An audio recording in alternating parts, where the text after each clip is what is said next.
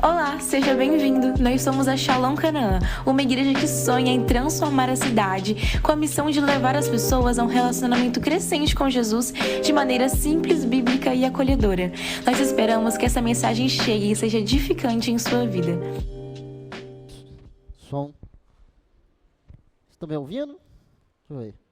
Agora estão. Pessoal, boa noite. Graça e paz. Apesar do jogo da Argentina, e se alguém precisa de alguma atualização, não fez gol no tempo normal e um argentino foi expulso, graças a Deus. Cadê o Diego? Eu nunca torci tanto contra um time na minha vida. E olha que eu nem gosto de futebol, viu? E falei, não, mas esse aqui eu teria gosto de ver perder. Falei, ia fazer meia-noite. Mas assim, a gente não pode ter tudo que quer, né? Vamos ver, vamos esperar. Quem conhece o futuro é só Deus. E eu queria fazer uma pergunta, mas essa pergunta é sobre mim. Todo mundo começa se apresentando. Eu queria fazer o inverso. Quem que me conhece? Só levanta a mão aqui. Bom. Algum de vocês sabe meu nome? Fala, talvez não conhece, mas sabe. Só me viu, você sabe meu nome? Ou talvez não sabe, não tem problema não. Tem um amigo meu lá da escola, se você não souber, misericórdia. Além disso, né, vocês estão aqui. Alguém aqui, eu já contei algum segredo? Levanta a mão. Então são menos pessoas. O que eu estou querendo dizer? Aí meu nome, né, primeiro, meu nome é Caio Vitor, né, muito prazer. Eu sou um dos dinossauros aqui da igreja. E acho que isso define muito bem. Eu estou aqui quando era tudo mato.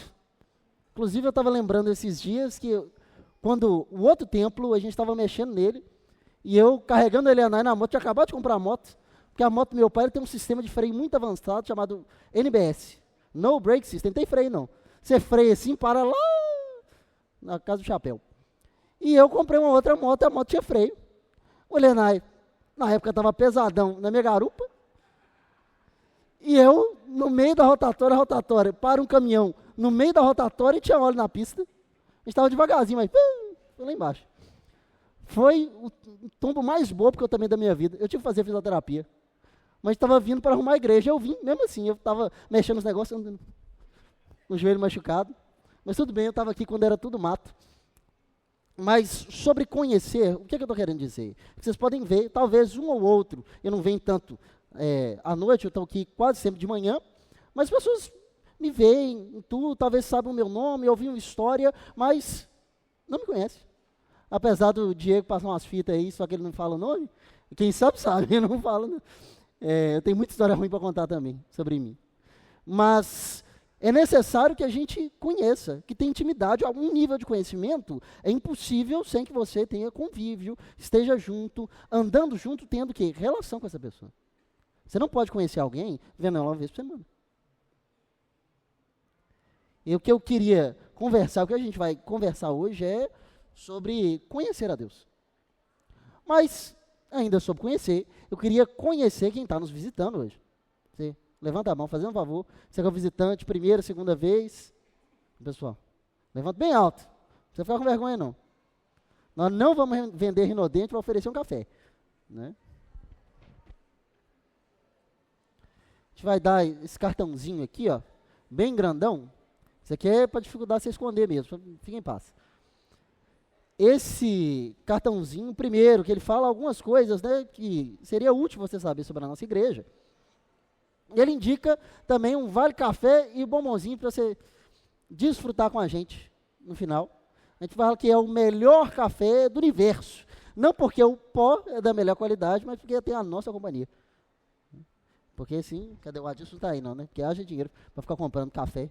Misericórdia. Dito isso, eu gosto de fazer umas coisas meio diferentes. E nesse ritmo, obrigado.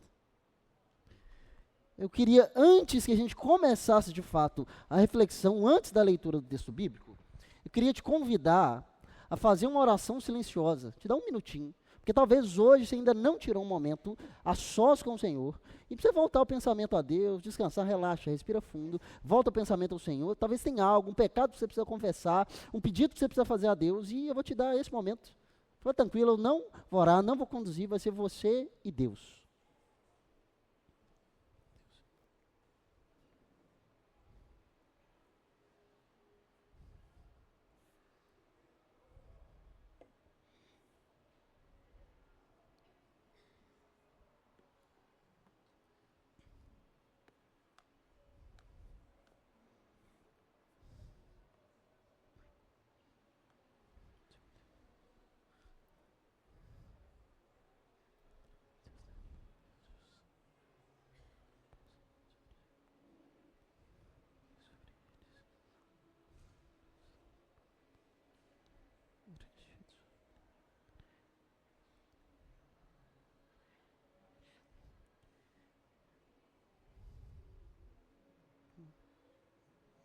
Amém.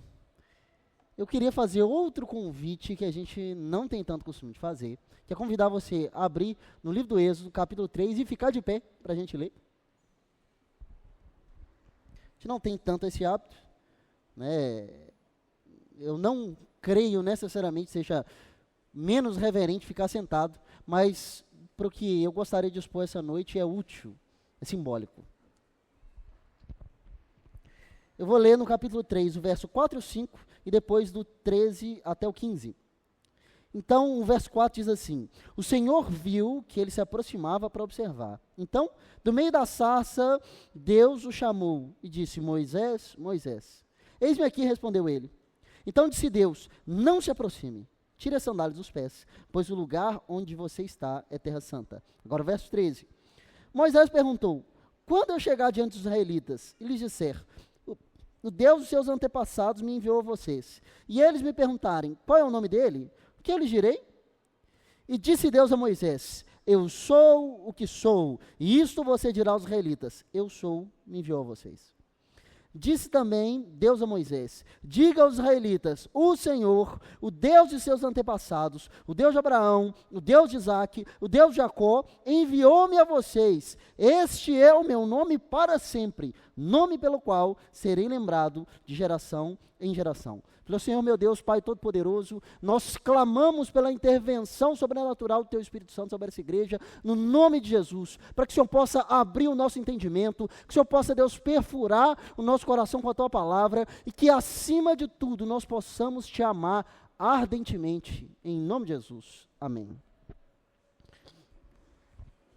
Algo que nós falamos bem pouco, mas é bem pouco mesmo, e que talvez muitas pessoas nem saibam, é que Deus não se chama Deus.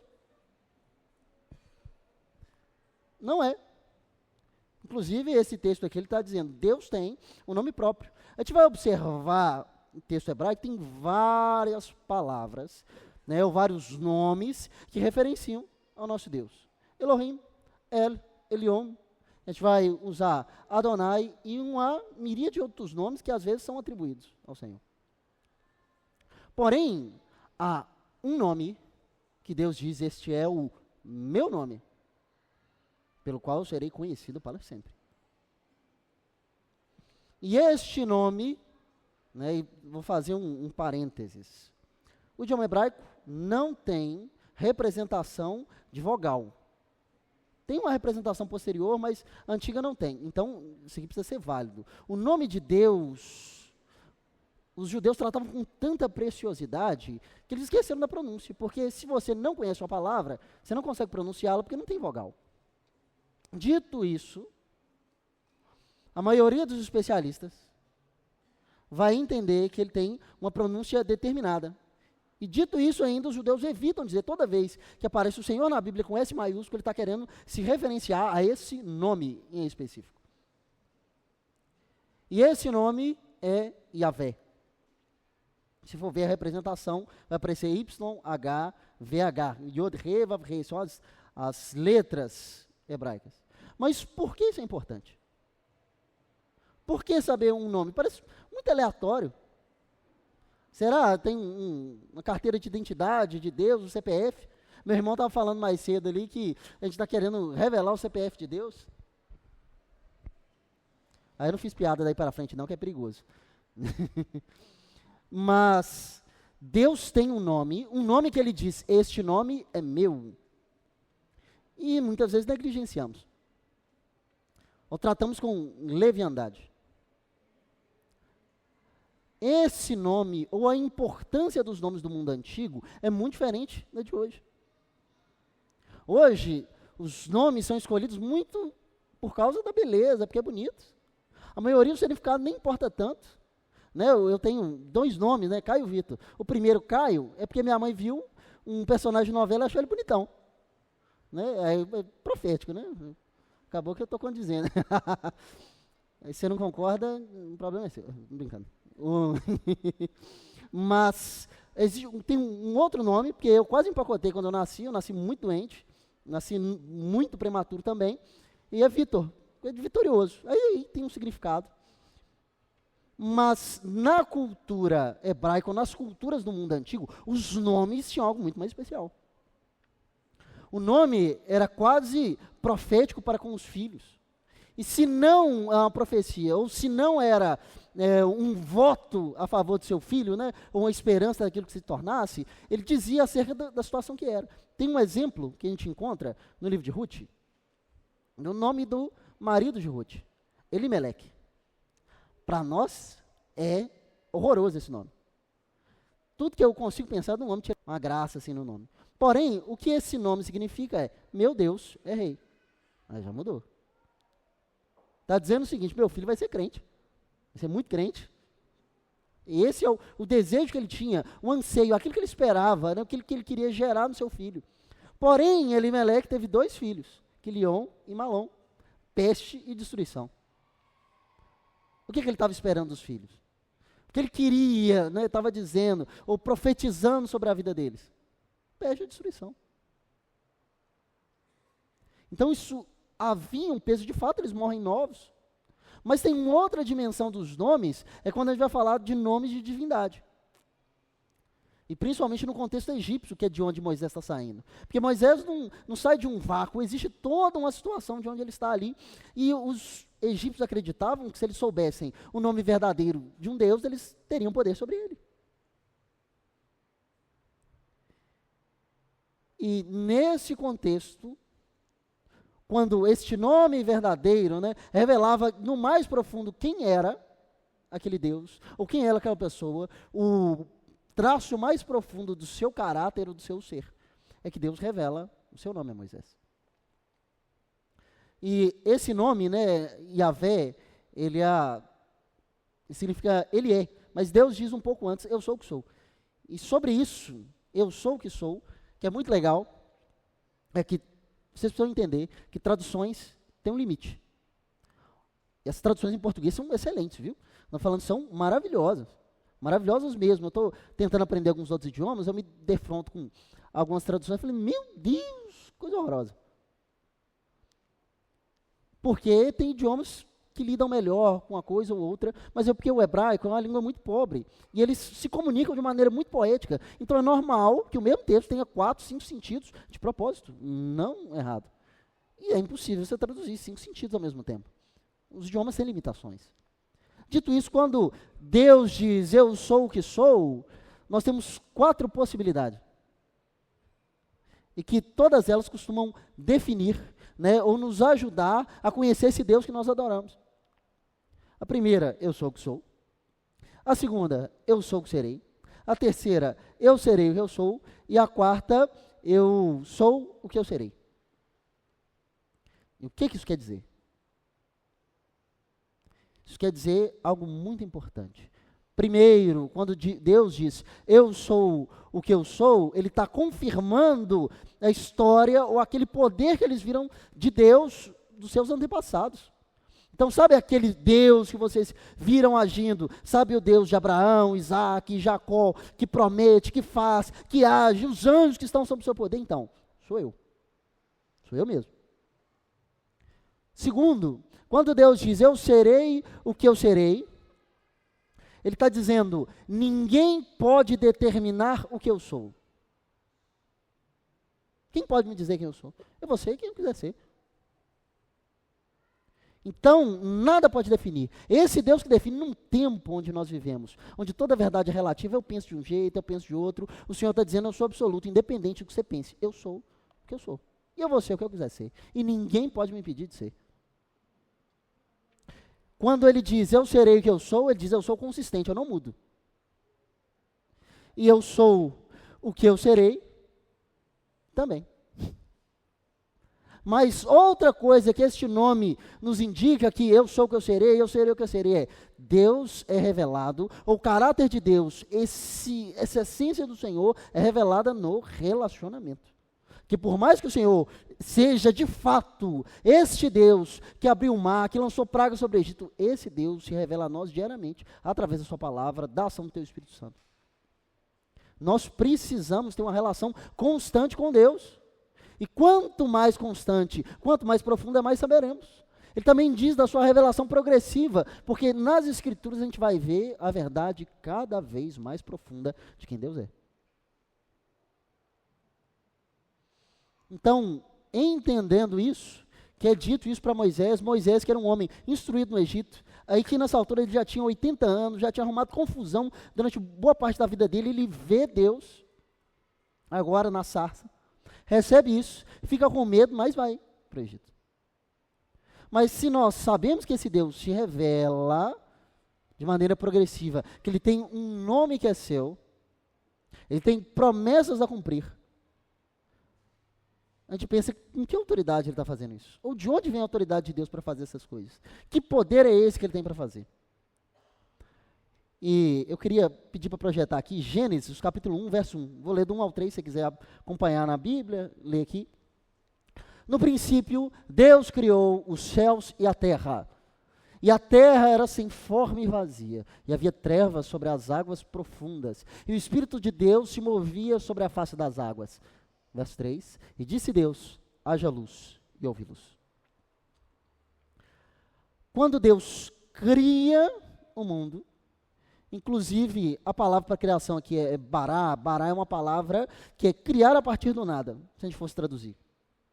Porque não é nós que criamos uma música a partir dos sons que já existe, que a gente faz um bonequinho de barro a partir da terra que existe. É o Senhor a partir do nada, sem plataforma nenhuma, o Senhor criou o mundo. E como Deus criou o mundo? De que maneira? Ele disse. E disse Deus, haja luz e houve luz. Ele não está dando ordem a algo que já existia. Ele não está mandando algo que ele conhece. Não, algo que não existe. Deus diz, haja luz e houve luz. Então Deus dá ordem a coisas que não existem, e essas coisas que não existem, existem para obedecê-lo. É um poder diferente de tudo que a gente está acostumado. Onde os poderes humanos, né, sejam os poderes de governo, por exemplo, se numa democracia, as pessoas precisam que a gente vote. Precisa que você deposite confiança nele, ele vai governar em nosso nome. Se é numa ditadura, ele precisa do quê? Do poder militar, para poder impor sobre as pessoas. Mas esse poder precisa de vir de alguma coisa, vir de algum lugar. Mas o poder de Deus é diferente. O poder que vem dele mesmo. Então ele diz e as coisas acontecem. A gente não costuma ter noção, ou medo, será que o Senhor não pode? Será que o Senhor vai agir na minha vida? Eu falei, meu irmão, primeiro que a gente não pode controlar Deus. Mas segundo, se Ele quiser, nada no mundo pode impedi-lo. Nada, absolutamente nada. Eu gosto muito de um autor, que é o C.S. Lewis. Ele tem uma série de livros, As Crônicas de Nárnia, provavelmente vocês devem ter ouvido falar dos filmes. Lá o leão Aslan, ele é assim, uma representação do divino. E eles vão dizer, Aslan é um leão selvagem. Aslan é muito bom, você não vê ele cometer nenhum ato de injustiça, mas está dizendo, ninguém pode controlá-lo. Ninguém pode controlar a Deus. E quando você acha que você pode controlar, você se frustra. E muitas vezes queremos controlar um Deus que nem é o Deus das Escrituras. Mas continuando, o Senhor também se impõe diante de outras divindades. O Egito, aqui, era o maior país do mundo, era os Estados Unidos. Mas o Egito vivia, ou tinha expectativa acerca dos seus deuses. Os deuses do Egito eram os maiores deuses do mundo. E o povo estava lá, estava sendo influenciado, tinha 400 anos que eles estavam lá. E desses deuses, quando a gente vai olhar as 10 pragas, que está ali em Êxodo, no capítulo 7 até o capítulo 11, eu não vou ler porque é um texto bem longo, mas o Senhor, ele vai confrontando as divindades egípcias. É uma batalha de deuses, onde os deuses egípcios são solapados. É paulada para tudo quanto é lado. E 3 divindades em específico. Primeiro, o rio Nilo. O rio Nilo é um dos maiores rios do planeta. Numa região onde não chove, aquela ali é ouro. A sociedade egípcia era toda construída em volta daquele rio. É essencial. Chega um Zé Ninguém, um daqueles homens que eram escravos, põe a vara no rio e o rio inteiro vira sangue. Que Deus é esse? Enquanto os magos egípcios faziam um monte de coisa para fazer um negócio pequenininho, um homem põe uma vara no rio, o rio vira sangue. É assustador para eles. E ele já chega com a voadora de 2 pés, né, falando o quê? O nome desse Deus. E os egípcios achavam que se soubessem o nome de um Deus, poderiam fazer algo contra ele. E grande resultado, eles não conseguem fazer nada. O rei dos deuses egípcios era o sol. O Senhor deixa tudo escuro por dias. Então ele está dizendo, o rei dos seus deuses não consegue fazer nada. Se o Senhor quiser apagá-lo, ele apaga. Quem pode fazer alguma coisa? Ninguém. E o faraó para os egípcios era quem? Ele era o representante dos deuses. Sendo o representante dos deuses, ele estava ali o quê? Para mostrar poder. Falei, eu vou proteger vocês. O que o Senhor faz? Mata os primogênitos, inclusive o filho de Faraó. Falando, ele não pode proteger o filho dele, quem dirá os seus. Então, o relato de Êxodo, ou a libertação do povo do Egito das 10 pragas, é o quê? É Deus mostrando e revelando o seu poder para os egípcios e para o povo de Israel. Que Deus é esse? Que ninguém podia fazer nada. Eles ficaram assim, sem lugar. Isso não é normal. Mesmo em relatos de divindade, se for procurar pelo mundo inteiro, é incomum, mesmo nas histórias míticas que nós acreditamos serem falsas. Isso não é comum e Deus vem e passa o carro em todo mundo. Esse é o Deus poderoso, de quem a autoridade vem, que faz as coisas que não existem existir com uma palavra e que ninguém pode impedi-lo.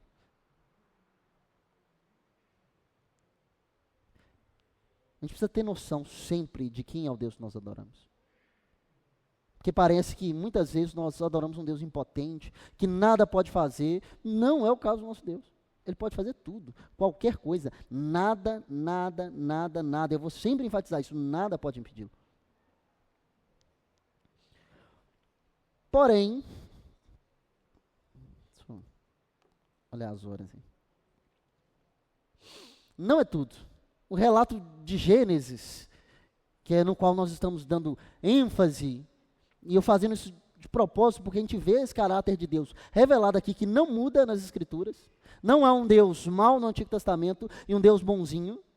É o mesmo Deus, que é igualmente tudo em todas as coisas. O que a gente tem é a revelação mais profunda de quem Ele é. Porém, é o mesmo Deus, com o mesmo caráter e o mesmo poder em todo o relato.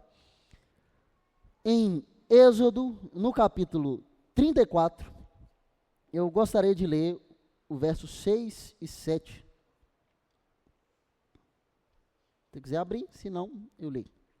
E passou diante de Moisés proclamando, Senhor, Senhor, Deus compassivo e misericordioso, paciente, cheio de amor e de fidelidade, que mantém o seu amor a milhares e perdoa a maldade, a rebelião e o pecado. Contudo, não deixa de punir o culpado, castiga os filhos e os netos pelo pecado de seus pais, até a 3ª e 4ª gerações.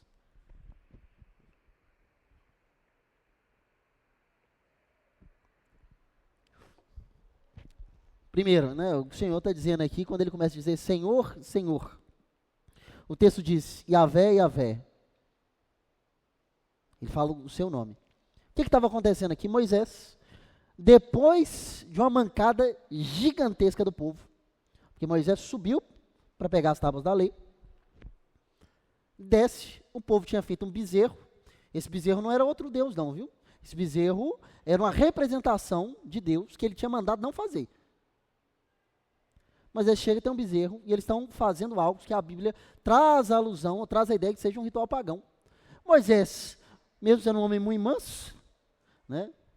O padrão de mansidão naquela época era outro. Pega as tábuas, quebra, sai esbravejando com todo mundo.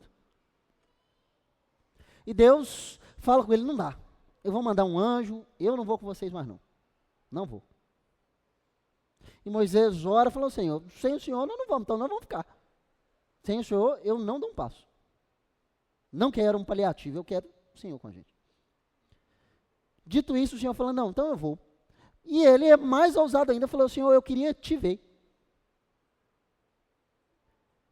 Deus olha para ele e fala, ninguém pode me ver, mas eu vou passar a minha bondade por você, eu vou passar as minhas costas, vou te esconder na fenda da rocha, eu vou passar e você vai ver. E esse texto que a gente leu é justamente isso. É Deus colocando Moisés na fenda da rocha e passando, é isso que Moisés vê, é isso que Moisés ouve, a revelação do caráter de Deus. É a primeira vez no texto bíblico que Deus fala acerca do seu próprio caráter. Não é outra pessoa, é Deus dizendo. A gente precisa dar muita ênfase nisso, porque a gente coloca um monte de coisa na boca de Deus, e o que Deus mesmo disse, a gente não se atenta. Então a gente cria um Deus que faz um monte de coisas para todo mundo, um Deus que ele te prometeu um carro, um Deus que prometeu uma casa, um Deus que prometeu um monte de coisas que Deus não te prometeu. Viu? Deus pode? Pode. Claro que pode. Deus vai? Não sei. Não é uma promessa das Escrituras. A gente não pode firmar o coração com todas as energias nisso. Mas dessas características que o texto está falando acerca do caráter de Deus, eu gostaria de destacar 4. Primeira delas, o amor de Deus. O texto bíblico diz que Deus é amor. E Deus é amor num sentido que para nós é inexplicável.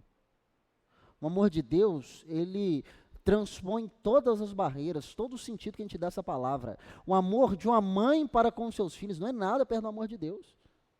O Senhor vai dizer, mesmo que a mãe abandone o filho, eu não vou abandonar vocês. Então é um amor em um outro nível. Se juntarem todos os amores que todas as pessoas do mundo já sentiram na sua vida, né, em toda a história da humanidade, não daria o amor de Deus.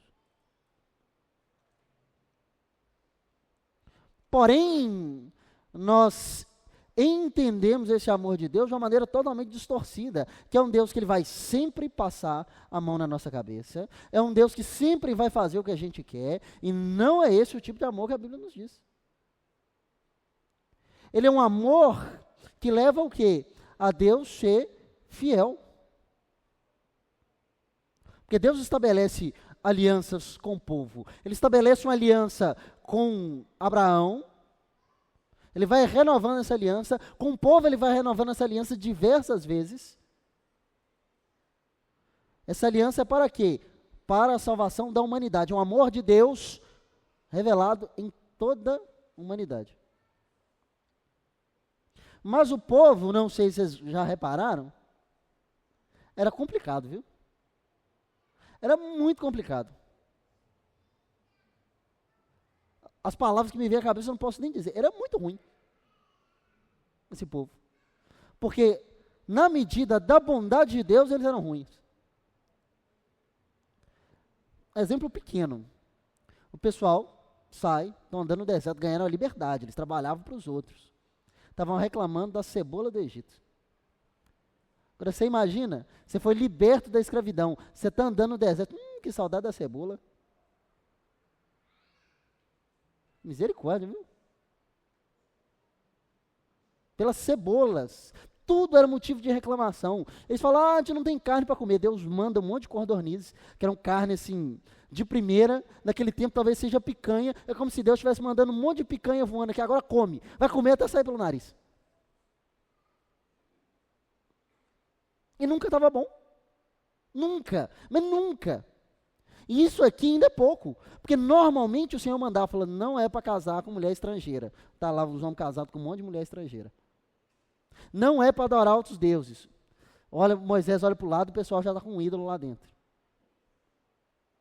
Num dado momento, um homem está com a mulher da terra fora, um dos netos de Arão, vai com a lança e perfura os dois assim. E Deus fala, tá bom, tá melhor do que esse povo vem fazendo.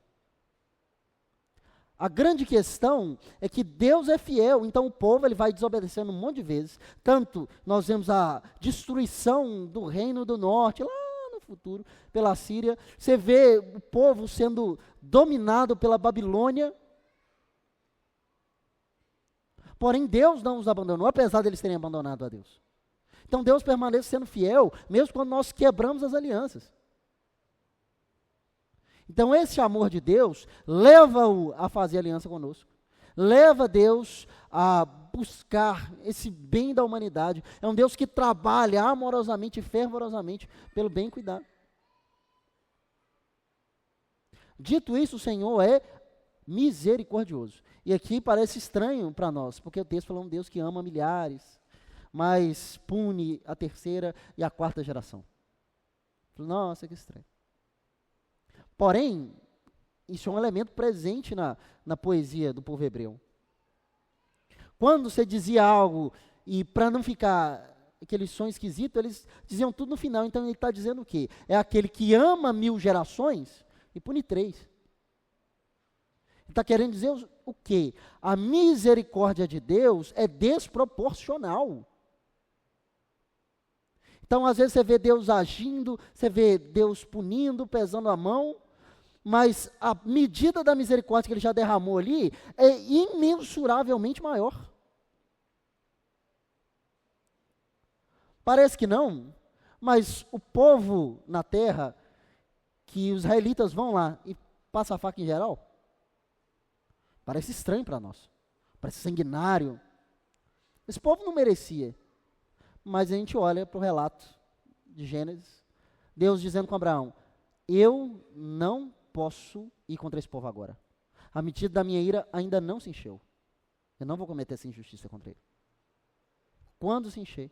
Então, quando o povo chega lá, eles estão o quê? Derramando a justiça de Deus sobre aquele povo. Mas aqui é um exemplo ainda mais chocante. Jonas. Nínive, a capital da Síria. Talvez seja uma cidade que você amaria visitar. Se você estivesse chegando lá, provavelmente ia ter algumas pessoas, talvez ainda vivas, atravessadas por lanças assim, na porta da cidade. Elas sem a pele era horroroso mesmo. Né? Eles ateavam fogo nas pessoas vivas, teriam cabeças penduradas assim, em volta das muralhas da cidade. Esse povo maravilhoso, que Jonas vai pregar. Faz um trabalho horroroso. O sermão de Jonas é o quê? Daqui a 40 dias Nínive vai ser destruída. E o que acontece? Eles se arrependem. E Deus tem o quê? Misericórdia. O pior povo do mundo. É como você ir numa favela, você vê aqueles traficantes do nível mais terrível, e Deus falando, vocês vão todos morrer. Falou, Deus, tenha misericórdia. Ele falou, eu vou poupar. Por isso que Jonas fica tão bravo, e ele diz, eu sabia que o Senhor era misericordioso. Porque se ele fosse, se o povo se arrependesse, Deus ia ter misericórdia. Ele queria vê-los destruídos. Então a misericórdia de Deus é algo absurdo, e é por isso que a gente não morre o tempo inteiro. Porque por mais que a gente queira parecer para os outros que está vivendo uma vida bonitinha, na maioria das vezes a gente está vivendo uma vida de pecado tremendo, a gente só não morre porque Deus é misericordioso. Porém, Deus é justo. Deus é tardio em irar-se, mas ele se ira.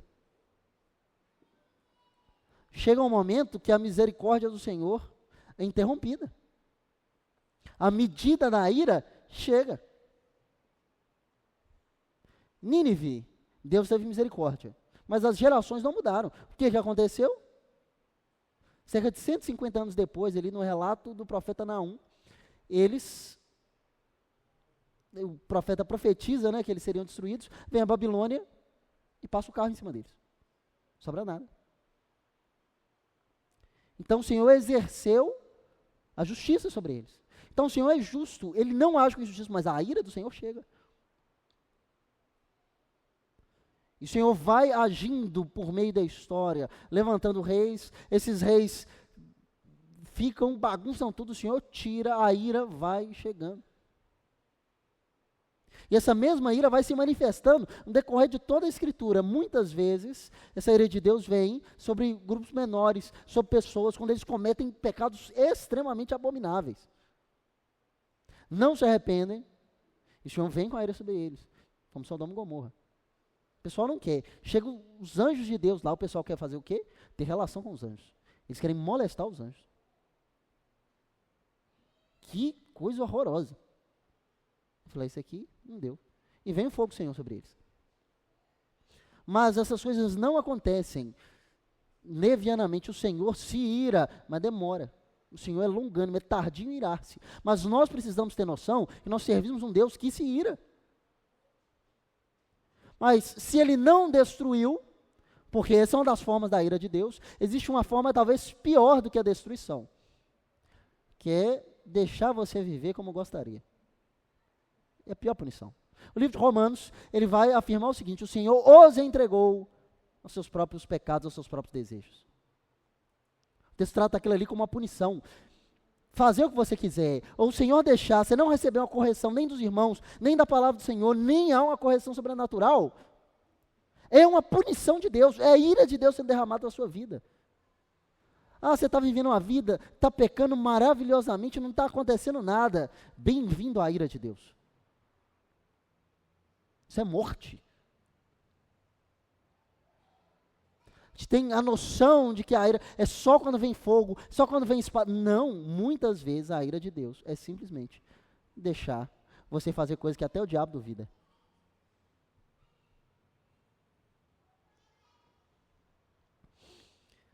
Mas esse caráter de Deus revelado, esse Deus que é o quê? Autodeterminado, ninguém pode dizer o que ele é. Esse Deus que vai se revelando a partir do tempo, progressivamente. Esse Deus que é extremamente poderoso, que diz coisas que ninguém nem entende, as coisas obedecem para acontecer, nada pode pará-lo, que é amoroso, fiel, misericordioso. Esse Deus que é justo. O que ele é? Como ele é? Existe algo que a gente precisa saber sobre Deus? A gente fala relativamente pouco, porque é muito complicado, mas que é extremamente importante que a gente saiba, que é o que diferencia o Deus que nós adoramos de todos os outros. Esses aqui são distintivos absolutos, mas existe mais alguma coisa, que é diferente de qualquer outra coisa, é o que define o Deus do cristianismo como um Deus diferente de tudo, que é a Trindade.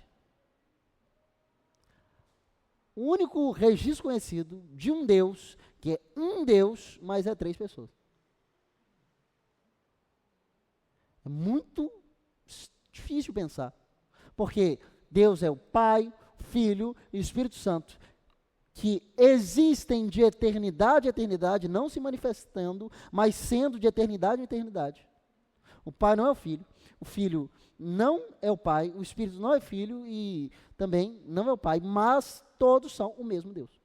Então nós temos um Deus que é 3 pessoas, de eternidade em eternidade.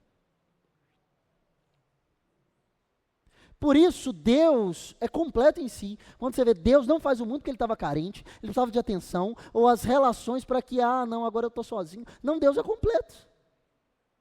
Na sua própria essência, ele se relaciona consigo mesmo. Deus não precisa de nada. Então, quando Deus faz o mundo, ele faz o mundo transbordando.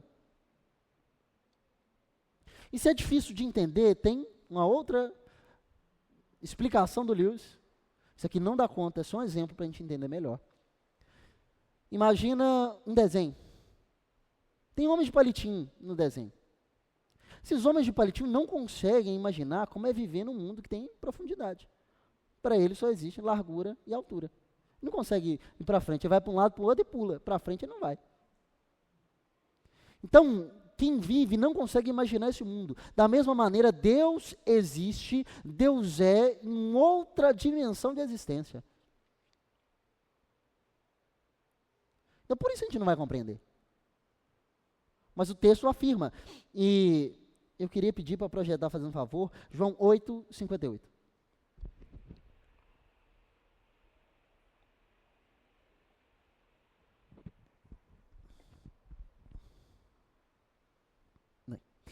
Jesus respondeu: em verdade eu lhes digo que antes de Abraão nascer, eu sou. A Bíblia hebraica tem uma tradução, na verdade, algumas traduções feitas por judeus mesmo, para o grego, que é a Septuaginta. A Septuaginta era usada nos tempos de Jesus pelos judeus de fala grega, e o Novo Testamento faz citações a ela, porque já estava em grego mesmo, ele usa os textos naquele tipo de redação. E na tradução de Êxodo, no capítulo 3, quando Deus diz, eu sou, lá está escrito ego eimi, essa expressão, que aparece exatamente nesse texto, quando as pessoas dizem, você está endemoniado, você está falando coisas, as promessas de Abraão, e Jesus vira, antes que Abraão fosse, eu sou. Ele usa a mesma expressão. O pessoal pega um monte de pedra para matar ele, porque Jesus estava reivindicando a divindade, ele está dizendo, eu sou Deus. Eu sou o Deus do Antigo Testamento. Então nós precisamos olhar para Jesus e entender, Jesus é Deus encarnado. Ele é a resposta à oração de Salomão, no primeiro livro dos Reis, que na inauguração do templo, a presença do Senhor, a Shekinah enche o templo, e ele começa um discurso dizendo, pode Deus habitar no meio dos homens? Jesus está dizendo, pode. Jesus é plenamente homem, plenamente Deus, esse Deus do Antigo Testamento, esse Deus Yahvé. Esse eu sou, o Deus que ninguém pode determinar, é Jesus. E é por isso que o Senhor diz, não façam imagens, ele vem em pessoa. Em vez de uma imagem desse Deus, ele vem. E o Senhor vem, reivindica a própria divindade. Tem um outro texto aqui, Mateus 3,16. Projeta aqui, fazendo um favor.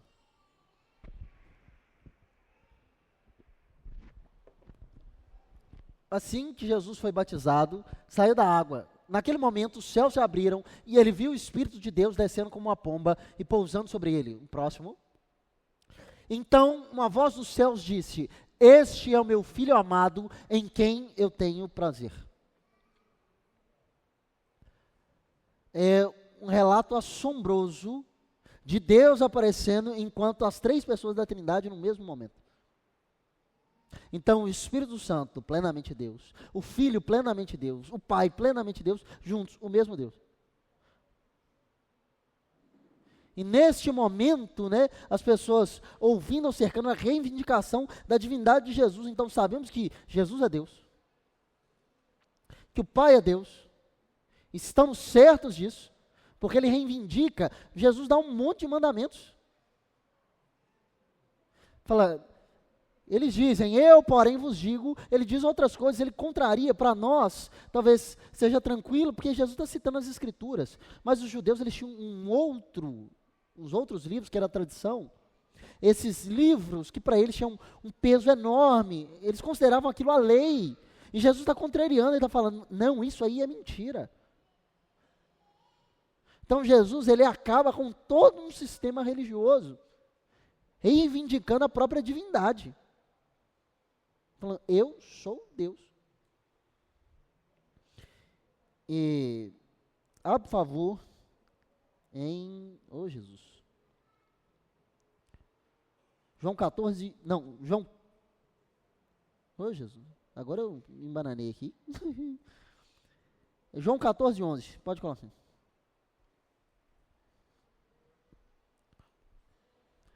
Já tem. Fala, creiam em mim quando eu digo que estou no Pai e que o Pai está em mim. Creiam ao menos por causa das mesmas obras. Então, o Senhor Jesus, reafirmando sua divindade. O texto também vai dizer que o Senhor Jesus enviaria outro Consolador. E a ideia que o texto traz é, eu vou enviar um Consolador que é como eu. Se eu sou Deus, ele é Deus também. Então nós entendemos às vezes o Espírito Santo como uma força. O Espírito Santo não é uma força, o Espírito Santo é Deus habitando dentro de nós. E você vê o caráter desse Deus eterno nas ações de Jesus. Jesus é muito misericordioso com as pessoas. O tempo todo, está preocupado, amoroso, junto. Mas chega um momento também que a ira dele se acende. Pega um chicote, vira as mesas e sai gritando, fazendo uma confusão geral. Fala, vocês não vão fazer isso com o meu templo. O zelo da casa do Senhor encheu. Chegou um momento que a ira justa do Senhor chegou no limite. De ver a mesma ação do Espírito Santo de Deus em Atos, no capítulo 5. Um casal, Ananias e Safira. Eles vendem um campo, entregam aos apóstolos de oferta. Só que eles dão metade do valor e falam que era o valor inteiro. Era pecado eles darem metade do valor? Não. Claro que não. O campo era deles. O pecado existe, ou o pecado aparece, por quê? Porque eles falam, nós estamos dando tudo. Era mentira. E o apóstolo Paulo viu, por que vocês mentiram a Deus? Por que vocês mentiram ao Espírito Santo? E o que acontece? Eles morrem.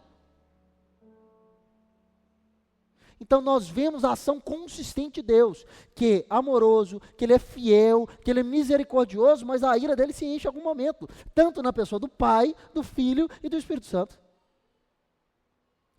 Então nós não podemos dizer que o Deus do Antigo Testamento é diferente do Novo, porque Ele age exatamente da mesma maneira. A diferença é o quanto ou a porção da revelação que nós recebemos, porque com o tempo é mais profunda. E eu estou terminando. Se entendemos que esse Deus maravilhoso, incompreensível, que deixa a gente assim de cabeça virada, como que a gente se relaciona com Ele? Como é que a gente faz? Qual que é o passo? E eu queria aí, projeta aqui fazendo um favor, Mateus 7, 24. Portanto, quem ouve as minhas palavras e as pratica é como um homem prudente que construiu a sua casa sobre a rocha.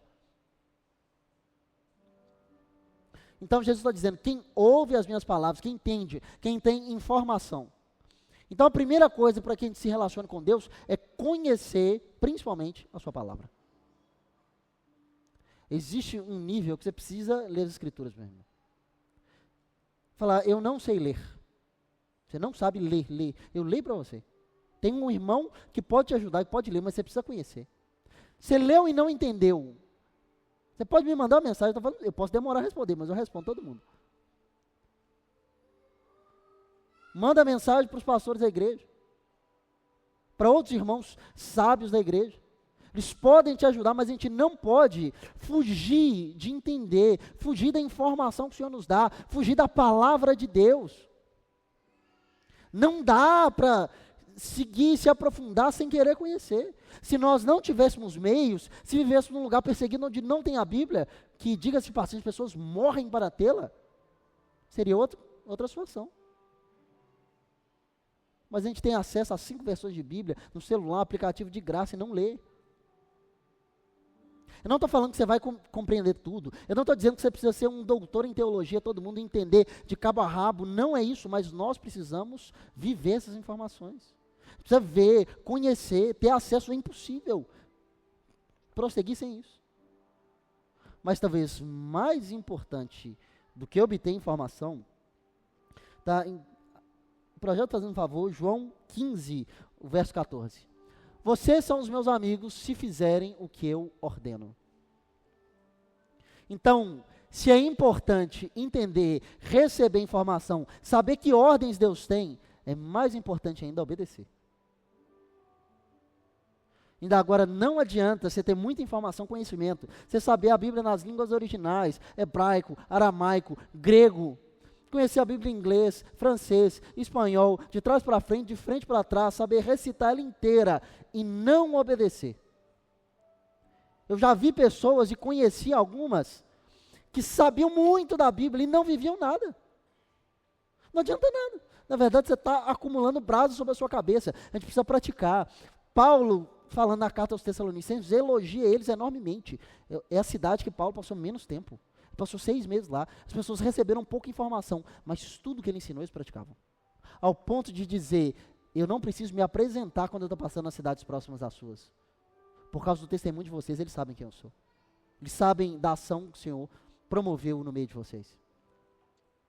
Então nós precisamos ter informação para se relacionar com Deus, obediência, mas existe algo muito maior e muito mais importante.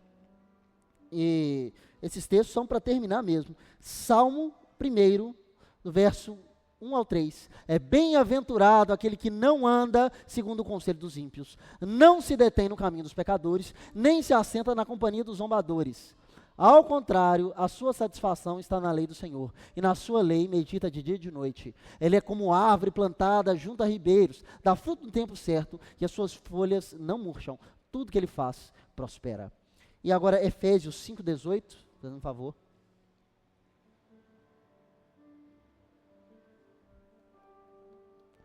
Não se embriaguem com vinho que leva à libertinagem, mas sejam cheios do Espírito. Esse último passo para a gente se relacionar com Deus. Você quer viver uma vida muito mais profunda, tenha prazer em Deus. O texto ele vai dizer, aquele que tem satisfação e prazer na lei do Senhor, que tem informação, está ali, ter prazer de verdade. Tem um pregador, autor de livros muito famoso nos Estados Unidos, o John Piper, muito famoso mesmo. Ele tem um conceito que ele chama de hedonismo cristão. Ele vai dizer que todo mundo foi feito para ter prazer, todo mundo está buscando prazer, mas a fonte verdadeira de prazer é Deus. Essa vai satisfazer realmente. Então, ele vai dizer, busque ao Senhor. Tenha paixão de verdade, então tenha prazer na lei do Senhor, medita nela de dia e de noite, não precisa ficar lendo com raiva, mas tenha devoção, senta e lê. Eu consegui entender um versículo, leia aquele versículo, entenda, fala, o que o Senhor tem para falar no meu coração? E o texto de Efésios, ele vai dizer, sejam cheios do Espírito em vez de se embriagar com vinho. Pessoal, toma vinho para quê? Para ficar alegre, não tem outro motivo. Ficar chapadão aí, fazer um monte de coisa, mas é para sentir alegria. E essa alegria, o apóstolo Paulo falando, abandona ela, tem uma muito maior que é o Espírito Santo. Então sejam cheios do Espírito Santo, ou encham do Espírito Santo, tenham prazer em Deus. Não busque as coisas que Deus dá, busque quem Ele é. A gente precisa buscar, a gente precisa se apaixonar por Deus, vai falar, meu coração, meus sentimentos. John Piper também diz, né, que se Deus pode fazer tudo, Ele pode nortear as minhas emoções.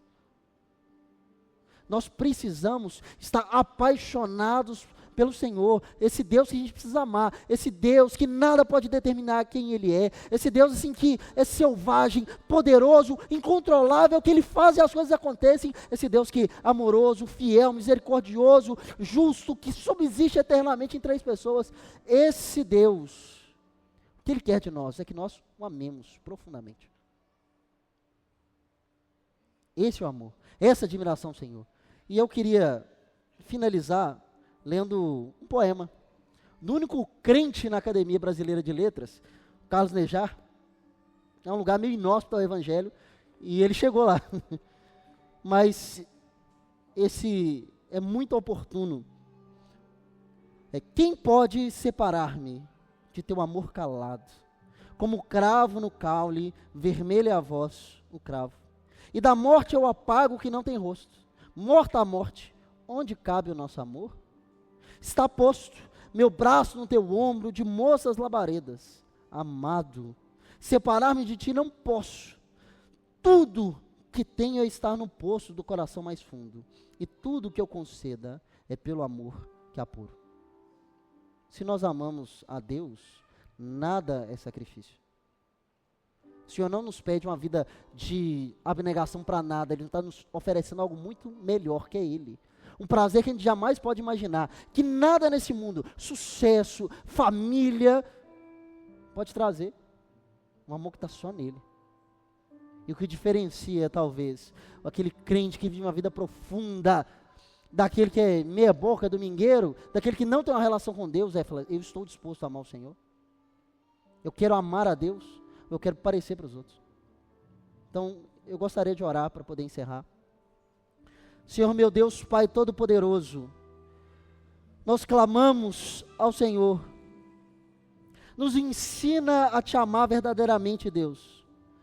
Nós não podemos, pelos nossos próprios corações, Te amar, mas, Senhor Deus, planta esse amor em nós. Senhor Deus, que não seja um peso estar na Tua presença, mas que seja a maior das alegrias. Senhor Deus, que o vinho não seja aquilo que nos alegra, Senhor Deus, que os prazeres desse mundo não venham nos alegrar, mas o Senhor, que tudo seja considerado perda, mas o Senhor seja a rocha dos nossos corações. Senhor Deus, nós te agradecemos, porque quando éramos seus inimigos, o Senhor nos amou. E eu te peço, Senhor, continua derramando misericórdia, porque senão nós seríamos consumidos. E que nós possamos de verdade amar quem o Senhor é, e não Deus que a gente quer moldar segundo a nossa vontade. Em nome de Jesus, amém.